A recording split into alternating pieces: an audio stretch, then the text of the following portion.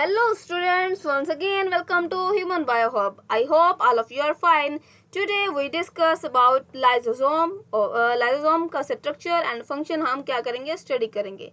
So start with the introduction. Lysosome are an important cell organelle found in eukaryotic cell. Lysosome एक important cell organelle है जो कि हमारे पास eukaryotic cell में पाई जाती है. Due to peculiar function, they are also known as a suicide bag of cell. इसका एक प्रॉपर एक फंक्शन होता है लाइसोसोम का, जिसकी वजह से इसको हम सुसाइड बैग भी कहते हैं. नेक्स्ट हम इसको डिस्कस करेंगे कि इनको सुसाइड बैग क्यों कहा जाता है. डेफिनेशंस को स्टडी करते हैं. Lysosome are sphere shaped sac filled with hydrolytic enzyme that have capability to break down many types of biomolecules. हमारे पास ये जो लाइसोसोम का आपको एक स्ट्रक्चर नजर आ रहा है, ये क्या है कि हमारे पास एक स्फीयर शेप्ड जिसमें हाइड्रोलिटिक एंजाइम पाए जाते हैं कि एंजाइम्स जो कि वाटर की मौजूदगी में हमारे पास ब्रेक डाउन करते हैं बायोमोलिक्यूल्स के, उनको हम क्या कहते हैं हाइड्रोलिटिक एंजाइम्स, जो कि एक कैपेसिटी उनके अंदर एक एबिलिटी होती है कि वो क्या करते हैं बायोमोलिक्यूल्स की ब्रेक डाउन कर सकते हैं. लाइसोसोम का काम ही यही है कि बायोमोलिक्यूल की ब्रेक डाउन करना, उनको डाइजेस्ट करना. This term was coined by Christian de Duve in 1974. ये डिडो एक क्रिश्चियन साइंटिस्ट था जिसने इसको 1974 में डिस्कवर किया था. In other words, lysosome are membranous organelles whose specific function is to break down cellular waste. जैसे कि हमने इसको स्टडी किया है कि लाइसोसोम क्या है, एक मेम्ब्रेनियस, इसके अराउंड एक मेम्ब्रेन प्रेजेंट. जैसे कि हम जानते हैं कि यूकैरियोटिक सेल में जितनी भी ऑर्गेनेलीज होती हैं क्या वो मेम्ब्रेन बॉन्डेड ऑर्गेनेलीज होती हैं. कुछ ऑर्गेनेलीज ऐसी होती हैं जिनके अराउंड डबल मेम्ब्रेन होती है, और कुछ ऑर्गेनेलीज ऐसी होती हैं जिनके अराउंड सिंगल मेम्ब्रेन प्रेजेंट होती है. सो लाइसोसोम एक मेम्ब्रेनियस ऑर्गेनेली है जिसका एक स्पेसिफिक फंक्शन होता है. वो फंक्शन क्या है कि to break down cellular waste. Next हम इसके स्ट्रक्चर को डिस्कस करते हैं कि इसका स्ट्रक्चर किस तरह का होता है. Single lipid bilayer that isolate enzyme from the rest of the cell. अब हमारे पास ये जो पहले हम इसके स्ट्रक्चर को डिस्कस कर लेते हैं कि हमारे पास ये एक लाइसोसोम का स्ट्रक्चर है. ये ऑर्गेनेली है, ये एक इसके अराउंड एक सिंगल मेम्ब्रेन होगी जो कि लिपिड से बनी हुई होगी. इसके अराउंड एक सिंगल मेम्ब्रेन होगी और उसके अंदर ये जो हमारे पास फ्लूइड होगा उसको हम ल्यूमेन बोलेंगे. ल्यूमेन के साथ साथ इसके अंदर एक कुछ एंजाइम्स मौजूद होते हैं, वो होते हैं हाइड्रोलिटिक एंजाइम्स. और ये इसका एक छोटा सा स्ट्रक्चर होता है कि एक हमारे पास स्फीयर शेप्ड ऑर्गेनेली होगी, उसके अंदर ल्यूमेन होगा और उसके अंदर कुछ digestive enzymes, hydrolytic digestive enzymes आप कह सकते हैं. तो हमारे पास ये जो मेम्ब्रेन होती है ये इन एंजाइम्स को बाकी सेल के बाकी पार्ट से इनको सेपरेट कर रही होती है, इनको आइसोलेट कर रही होती है कि ये हमारे पास सिर्फ और सिर्फ क्या होता है कि एक मेम्ब्रेन के अंदर लाइसोसोम के स्ट्रक्चर के अंदर ही पाए जाते हैं, लाइसोसोम ऑर्गेनेली के अंदर ही पाए जाते हैं. ये बाहर सेल में ये एंजाइम्स मौजूद नहीं होते. और 50 types of different including protease, lipase, nuclease and carbohydrase. इसके अंदर 50 डिफरेंट टाइप्स ऑफ एंजाइम्स पाए जाते हैं, जिनमें से कुछ प्रोटीएज होते हैं, लाइपेज, न्यूक्लिएज या carbohydrase. Optimal enzyme activity at pH 4.5 to 5.0. ये क्या है, जो इसके अंदर एंजाइम मौजूद होते हैं जिन्होंने एक सेलुलर डैब्रेज या सेलुलर वेस्ट को डाइजेस्ट करना होता है, उनके ब्रेक डाउन करनी होती है. तो वो उनकी optimal enzyme activity optimal pH किस पीएच पे वर्क करते हैं, तो वो हमारे पास उसकी जो पीएच होती है वो 4.5 to 5.0 तक उनकी मतलब कि जो पीएच है, अगर यहाँ तक पीएच होगी तो पीएच से इस पीएच पे वो वर्क करेंगे. ठीक है कि हमारे पास जो हाइड्रोलिटिक एंजाइम होते हैं वो थोड़ी एसिडिटी इन्वायरमेंट में वर्क करते हैं. Area with in the membrane of lysosome that is called lumen. जो हमारे पास एरिया फ्लूइड लाइक, ये आप डायग्राम में देख सकते हैं कि ये जो हमारे पास फ्लूइड लाइक है इस मेम्ब्रेन के इनसाइड, तो इसको हम क्या बोलते हैं lumen. Which are contain hydrolytic enzyme and other cellular debris. और इसके अंदर क्या होते हैं डाइजेस्टिव एंजाइम प्रेजेंट होते हैं. The size of lysosome very with the largest one measuring in more than 1.2 micrometer. हमारे पास जो लाइसोसोम का साइज है वो वेरी करता है. जो सबसे लार्जेस्ट वन लाइसोसोम का था साइज वो मेजर किया गया था 1.2 माइक्रोमीटर. और जो नॉर्मल रेंज होती है इसकी वो होती है 0.1 माइक्रोमीटर टू 0.6 माइक्रोमीटर तक इसका साइज का रेंज होता है. ये इसका ओवरऑल इसका स्ट्रक्चर था। नेक्स्ट हम इसको देखते हैं कि why it is also called suicidal bag, कि लाइसोसोम को हम सुसाइडल बैग क्यों कहते हैं। इसको स्टडी करते हैं। If cell get damage then one of the lysosome burst and release some digestive enzymes. हमारे पास क्या है कि अगर हमारे पास कोई सेल है, सेल क्या है हमारे पास डैमेज हो गया, उसमें कुछ डिस्टर्बेंस आ गई है। अब वो क्या है कि वो डैमेज सेल हमारे बॉडी में रहेगा तो नहीं, तो वो क्या होगा, लाइसोसोम में हमारे पापास जो एंजाइम्स होते हैं वो हाइड्रोलिटिक होते हैं और वो कुछ एसिडिक इन्वायरमेंट में वर्क कर रहे होते हैं। तो उनका जो ल्यूमेन का इन्वायरमेंट वो जो होता है तो वो हमारे पास एसिडिक होता है। उनकी जो एसिडिटी है वो 4.5 to 5.0 होती है। तो ये हमारे पास क्या होता है, अगर तो सेल डैमेज हो गया, अगर सेल किसी वजह से डैमेज हो गया है तो फिर इसका सेल का ही जो लाइसोसोम है वो बर्स्ट कर जाएगा। जब बर्स्ट करेगा उसके अंदर से जो एसिडिक इन्वायरमेंट या जो ल्यूमेन है वो जो उसका है वो रिलीज वो बर्स्ट होगा और हमारे पास एसिडिक इन्वायरमेंट भी रिलीज होगा और उसके साथ साथ हमारे पास क्या है, हाइड्रोलिटिक डाइजेस्टिव एंजाइम भी रिलीज होंगे और वो फिर एंजाइम उस इन्वायरमेंट में रहकर उस सेल को ही डाइजेस्ट कर जाएंगे। The release enzyme then digest their own cell and ultimately cell dies. तो ये क्या करता है, अपने ही सेल को डाई कर देता है। वो अगर तो डैमेज हो गया है तो वो क्या करता है, उसी सेल का लाइसोसोम इस तरह का वो बस्ट करता है और बस्ट करके वो क्या करता है, उसी सेल को डाई कर देता है और डाइजेस्ट कर जाता है। तो इसलिए इसको हम क्या कहते हैं, सुसाइडल बैग, कि अपने ही सेल को उसको ख़त्म कर देता है। नेक्स्ट इसके कुछ फंक्शन को स्टडी करते हैं। The key function of lysosome is digestion and removal of waste cellular debris or foreign particles are pulled into the cell through the process of endocytosis। अब हमारे पास ये की फंक्शन है कि हमारे पास इसमें डाइजेशन होती है कुछ पार्टिकल्स की, एंड अगर जो हमारे पास सेलुलर डेब्रिस या कुछ वेस्ट है या हमारे पास फॉरेन पार्टिकल्स आ गए हैं जो हमारे लिए, हमारे सेल के लिए नेसेसरी नहीं है या हमारे पास हार्मफुल का बायस बनते हैं, तो वो हमारे पास क्या होता है, एंडोसाइटोसिस के थ्रू वो हमारे पास सेल के अंदर आएंगे और सेल के अंदर आने के बाद लाइसोसोम उनको डाइजेस्ट कर जाएगा। तो उसके कुछ वेरियस फंक्शन हैं, डाइजेशन, ऑटोफैगी, एंडोसाइटोसिस, फैगोसाइटोसिस। तो ये हमारे पास लाइसोसोम के फंक्शंस हैं। नेक्स्ट इनको स्टडी करते हैं, डाइजेशन एंड ऑटोफैगी। डाइजेशन क्या है, डाइजेशन जैसे डाइजेस्ट कर जाना किसी चीज़ को, एंड ऑटोफैगी भी एक फंक्शन है लाइसोसोम का, कि जैसे हमने इसको पढ़ा है कि वो उसको ब्रेक डाउन कर देता है, उसको खा जाता है। किसको, हमारे पास सेल को, या हमारे पास कोई भी डेब्रिस सेल का है, कोई वेस्ट मटेरियल है तो उसको ख़त्म कर देना, ये ऑटोफैगी मीन्स वो खुद का ही सेल है और वो खुद ब खुद एक नेचुरल तरीके से उस जो हार्मफुल है या वेस्ट मटेरियल है उसको डाइजेस्ट कर जाता है, उसको ख़त्म कर देता है। तो इसको हम ऑटोफैगी बोलते हैं।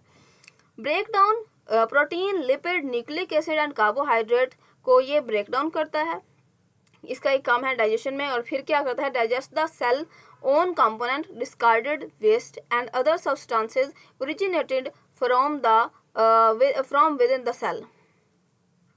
Digestion by the process of autophagocytosis और ऑटोफैगी।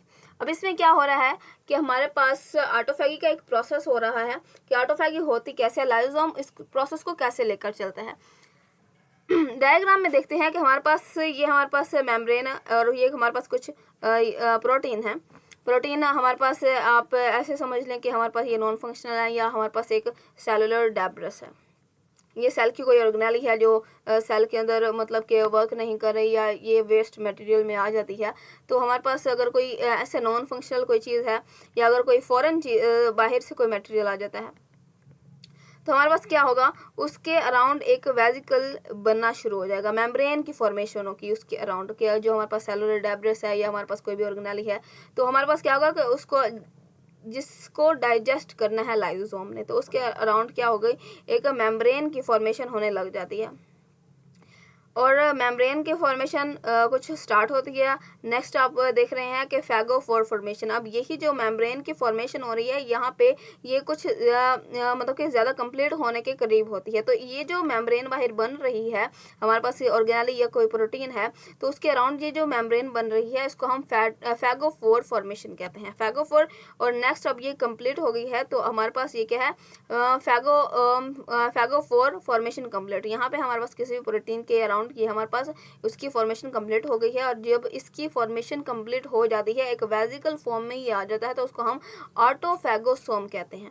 अब ये जो अब ऑटोफैगोसोम बन चुका है, अब यहाँ पे क्या होता है, अब ये जाकर लाइजोसोम के साथ इंजेस्ट होगी, उसके साथ मीन एक वेजिकल उसके साथ फ्यूज होगा, और फ्यूज होने के बाद ये इसके अंदर जब जाएगा, अब यहाँ पे जो भी एंजाइम्स हैं, जो एसिडिक एनवायरनमेंट है और हाइड्रोलिक्टिक एंजाइम्स हैं, वो हमारे पास क्या करते हैं, वो हमारे पास इसको डाइजेस्ट कर देते हैं और इनको डाई कर देते हैं। और यहाँ पे क्या होता है कि ये हमारे पास इसको वो बिल्कुल ही जो हमारे पास जो ऑर्गेनेल थी या जो भी प्रोटीन थी जो नॉन फंक्शनल थी या एज अ वेस्ट में आ रही थी, वेस्ट प्रोडक्ट में, तो वो हमारे पास क्या होगा कि उसकी डाइजेशन हो जाएगी और वो हमारे पास क्या है, ऑटोफैगी में ये कंप्लीट प्रोसेस होगा और वो हमारे पास कोई हार्मफुल अफेक्ट नहीं कॉज करेगी। यहाँ पे इसको लाइसोसोम क्या है, उसके एंजाइम्स क्या है, उसको डाइजेस्ट कर देंगे, उसको ख़त्म कर देंगे। नेक्स्ट है हमारे पास endocytosis, the process of ingested material, के हमारे पास क्या है, मटेरियल को इंजेस्ट करना, वो सेल के अंदर आ रहा है या फिर हमारे पास लाइसोसोम के अंदर। तो process of endocytosis happen when cell membrane fall on itself invagination. अब हमारे पास क्या है, सेल के मेम्ब्रेन में एक इनवेजिनेशन होगी, अंदर की तरफ एक ये मोल्ड होगी हमारे पास सेल मेम्ब्रेन, और क्रिएटिंग अ वैक्यूल और a pouch around an internal content of the cell. हमारे पास ये जो हमारे पास कंटेंट है, अब यहाँ पे अंदर की तरफ ये हमारे पास फोल्ड हो जाती है, अंदर की तरफ फोल्ड होने से बाहर का भी जो भी मटेरियल है वो हमारे पास क्या है, उस वेजिकल के अंदर आ जाता है, और हमारे पास ये मज़ीद इसका इन्वेजिनेशन होते होते ये एक अलग वेजिकल फॉर्मेशन में आ जाता है। वेजिकल फॉर्मेशन से फिर बाकायदा इसका एक वेजिकल बन जाता है, और वेजिकल बनने के बाद अगर तो ये हमारे पास फ़ौरन कोई मटेरियल है और उसने क्या होना है, डाइजेस्ट होना है, तो फिर हमारे पास क्या होगा कि ये हमारे पास जाकर लाइसोसोम में जाएगी, और लाइसोसोम के साथ जैसे हमारे पास ऑटोफैगोसाइटोसिस में हुआ है कि लाइसोसोम के साथ जाकर अटैच वहाँ फ्यूज होगी, वहाँ पे भी एक वेजिकल बनेगा, और वो अंदर की तरफ जब ये मटेरियल जाएगा तो वहाँ के जो एंजाइम्स हैं जिनकी एसिडिक एनवायरनमेंट होता है, तो वो हमारे इन जो हमारे पास शायद हार्मफुल हो या फिर जो भी वेस्ट है सेल का, तो वो हमारे पास क्या होगा, जाकर लाइसोसोम में डाइजेस्ट हो जाएगा। ये थे हमारे पास एंडोसाइटोसिस। नेक्स्ट है फैगोसाइटोसिस। ऑटोफैगी पड़ी थी जो खुद ब खुद होती थी, और फैगोसाइटोसिस में थोड़ा सा डिफरेंस है कि engulf and digest large particle like bacteria. तो phagocytosis describe the injection of large vesicle. तो हमारे पास ये क्या होता है कि फैगोसाइटोसिस में किसी भी लार्ज पार्टिकल बैक्टीरिया का हमारे पास उसका डाइजेस्ट होना, एनगल्फ होना, और उसके बाद हमारे पास डाइजेस्ट होना। और फैगोसाइटोसिस क्या डिस्क्राइब करती है कि इंजेक्शन ऑफ लार्ज वेसिकल, हमारे पास एक लार्ज वेसिकल आएगा और उसकी हमारे पास क्या होगी, डाइजेशन होगी। It is also immune cell that can surround and kill microorganism ingest foreign material and remove the dead cell। अब ये हमारे पास क्या है, एक इम्यून सेल की तरह भी एक्ट करता है कि क्या है, हमारे पास जो भी हार्मफुल जो भी हमारे पास सेल को कोई फॉरेन मटेरियल आता है, फॉरेन कोई भी चीज़ आती है कि हमारे पास सेल को नुकसान दे सकती है या हमारे पास उसका इम्यून लेवल लो कर सकती है, तो क्या होता है कि वो जो हमारे पास जो सेल है उसको ऑलरेडी क्या करता है, उसको लाइसोसोम के ज़रिए उसको डाइजेस्ट करवा देता है। तो हमारे पास ये इससे हमारा इम्यून सिस्टम को कोई मतलब कोई इफेक्ट नहीं होता और हमारा इम्यून सिस्टम स्ट्रॉन्ग रहता है। It is also immune cell that can surround and kill the micro organism ingest foreign material and remove dead cell. और डेड सेल को भी ये रिमूव कर देता है, अगर हमारे पास कोई फॉरेन मटेरियल आया है तो उसको भी इंजेस्ट कर देता है। जैसे कि आप देख रहे हैं, अब यहाँ पे अब हमारे पास कोई बैक्टीरिया है तो बाहर से आया है, तो यहाँ पे एक वेजिकल बनेगा, एक इन्वेजिनेशन होगी जो रिसेप्टर के थ्रू होगी, उसके बाद हमारे पास एक वेजिकल फॉर्म में वो बैक्टीरिया आ जाएगा। और उसके बाद हमारे पास अब ये जो बैक्टीरिया, अब ये लाइसोसोम है, लाइसोसोम के साथ ही आकर अटैच होगा, उसके यहाँ पे भी एक वेजिकल बनेगा। और ये हमारे पास जो फैगोसोम है, हमारे पास फैगोसोम क्या है कि इसके अराउंड एक मेम्ब्रेन बनी है और उसके अंदर हमारे पास क्या है, एक बैक्टीरिया जो भी मटीरियल होगा कि जिसने डाइजेस्ट होना होगा, तो वो हमारे पास क्या है, लाइसोसोम के अंदर आ जाएगा।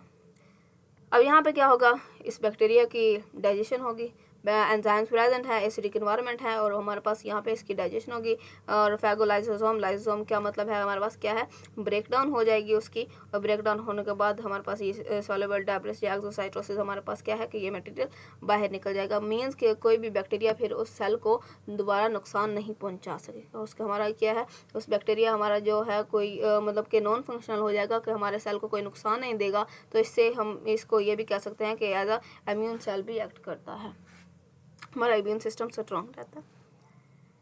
नेक्स्ट है हमारे पास लाइसोसोमल डिजीज। लाइक इससे कोई डिजीज भी काज होती है या नहीं, या किस तरह से डिजीज कॉज होती है। तो production of enzymes of lysosome is organised by nuclear gene. अब जो लाइसोसोम में एंजाइम्स हैं तो वो हमारे पास उनकी जो फॉर्मेशन है, इन्फॉर्मेशन, वो हमारे पास क्या है, न्यूक्लियर जीन में प्रेजेंट होती हैं। न्यूक्लियर जीन से हमारे पास क्या होगा, जीन्स होंगी जो कि हमारे पास न्यूक्लियस के अंदर मौजूद हैं जीन।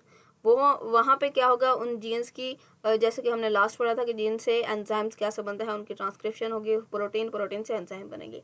तो हमारे पास ट्रांसक्रिप्शन ट्रांसलेशन होगी। तो हमारे पास ये सारी जो इन्फॉर्मेशन है वो जीन के अंदर मौजूद है, जो कि हमारे पास न्यूक्लियस के अंदर होती है, और न्यूक्लियस यूकैरियोटिक सेल में पाया जाता है। Any mutation in this gene cause genetic disorder.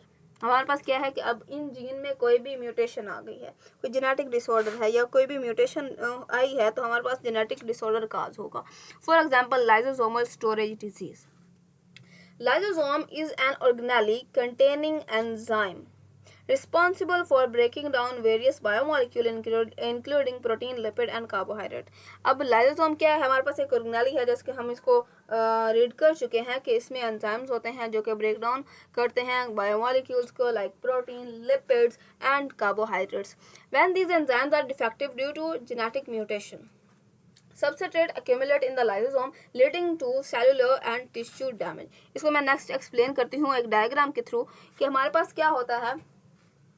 जैसे कि ये मेम्ब्रेन प्रेजेंट है, आउटर मेम्ब्रेन लाइसोसोम की, इसके अंदर ल्यूमेन प्रेजेंट है, एंजाइम्स प्रेजेंट है हाइड्रोलिटिक जो कि तोड़फोड़ करते हैं, ये एंजाइम डाइजेस्टिव एंजाइम्स हैं, ये कुछ प्रोटीन्स प्रेजेंट है। अब यहाँ पे हमारे पास ये सबस्ट्रेट और एंजाइम्स का आपको जैसे पता होगा कि एंजाइम के साथ एंजाइम के अंदर एक स्पेसिफिक शेप प्रेजेंट होती है, जहाँ पे आके सबस्ट्रेट ने अटैच होना होता है, और उसके बाद क्या है, एंजाइम अपना फंक्शन परफॉर्म करता है, उससे उसका फंक्शन क्या है, स्पीड अप हो जाता है।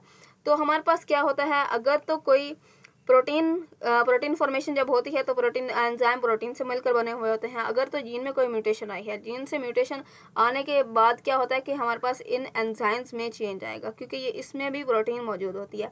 अब एंजाइम में चेंज आएगा तो हमारे पास जो सबस्ट्रेट आकर इस एंजाइम के साथ जुड़ना है तो उसकी एक स्पेसिफिक शेप बनी होती है कि वो उसके अंदर आकर एडजस्ट हो जाए। अब उसकी वो शेप खराब हो जाएगी।